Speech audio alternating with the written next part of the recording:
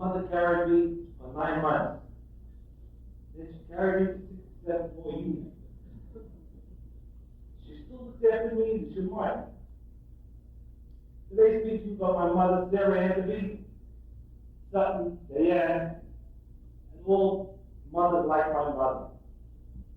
We originally changed the Saturday on Rosh Chodesh because we could not eulogize for my mother. But today, we can. 3 weeks ago, we read the Peder Shabbat King. This was about the Shema. The Shema speaks about Hashem's way and how we should follow His way. We should also teach our children Hashem's way. And teach our children's children also Hashem's way. This is how we honor Hashem. My mother has not left me or any of my children, grandchildren, or great-grandchildren. She's still here working like Hashem's way.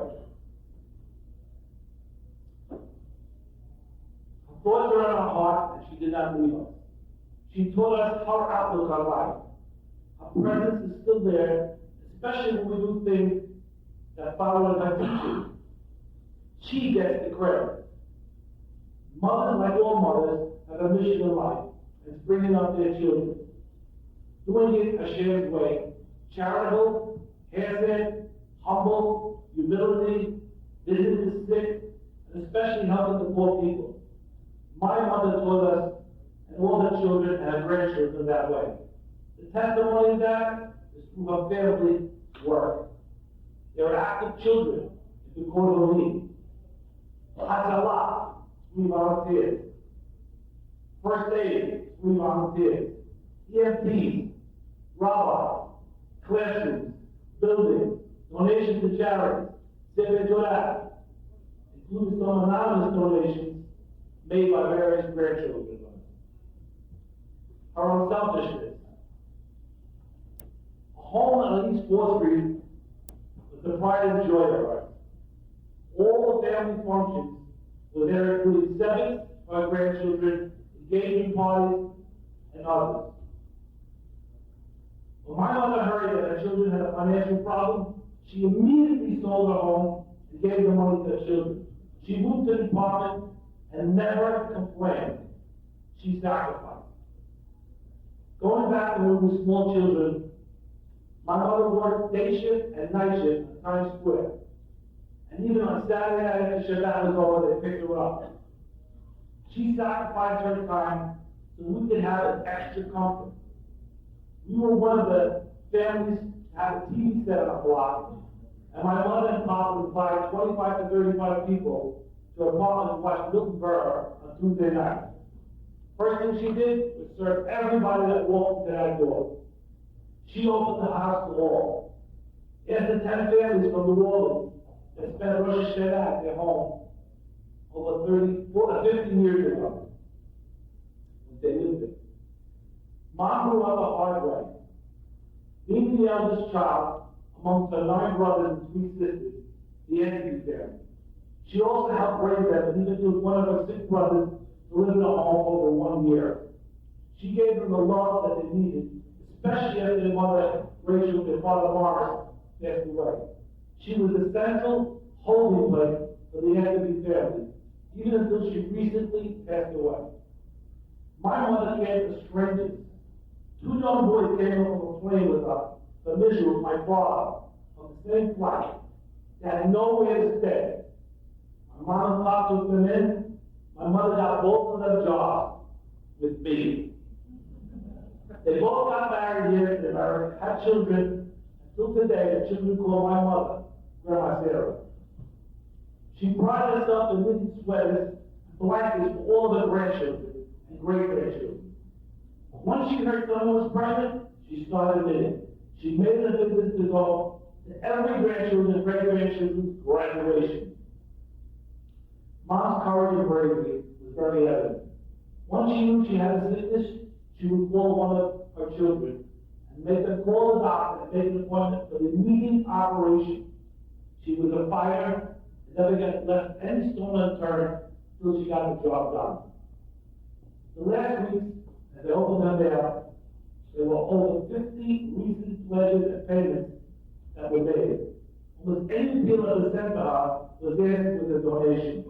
She was always there for everyone. She was also always supporting poor families, also anonymously.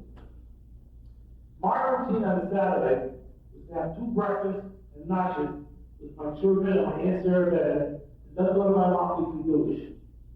When I got there, the book was always open, the wine was ready with the bread, and I would tell Mom that I was starved. She was so happy to wonder if we could get something out to serve me. Whatever lunch she had was great. And anything she served me, she said, "You always love this, no matter what it was." I would listen to her stories. I wanted to Rosh Hashanah. I also remember quite clearly, I didn't have any money for a new pair of shoes. She said, "Don't worry, Joey. There are people out there without any feet." My mom taught me how to sell. I learned from the best. She was also always selling raffles for some charity. The best part is she always collected the money on the spot. When it came to bake sales, she wanted to be part of the committee to always be on the list to bake. She wanted to place her name there with all the bake sales. She bought with people, family, and friends.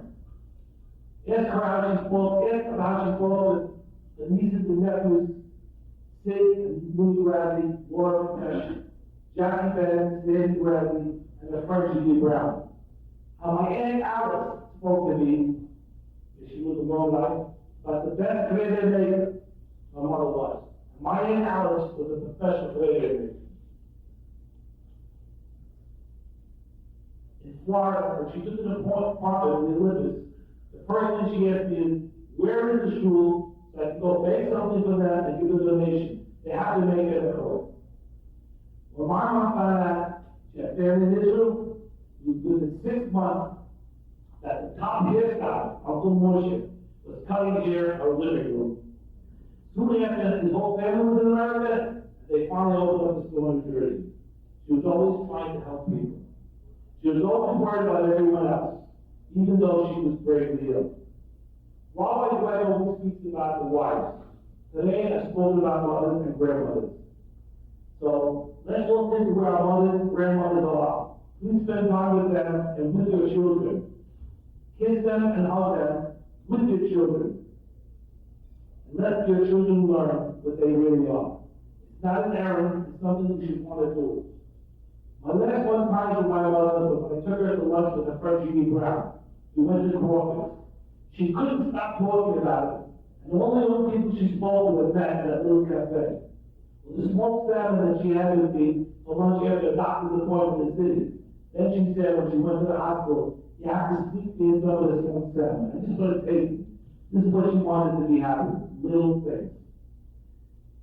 If I had something to do over again, what do I think I would have changed? Would have been to spend more time with my mother. This is the message that every Jew should have. Let's change, get the message across to every person. Let's give all our parents more credit for the world to come and follow God's way. The way that her mother taught her children, the way we pass it on to our children, and they'll pass it to their grandchildren, which is Hashem's way. This is the Shema that we learned as a kid. There is a legacy that my mother left her children, and by the way, the 60th child came, and I'm sure that the bris, my mother was there.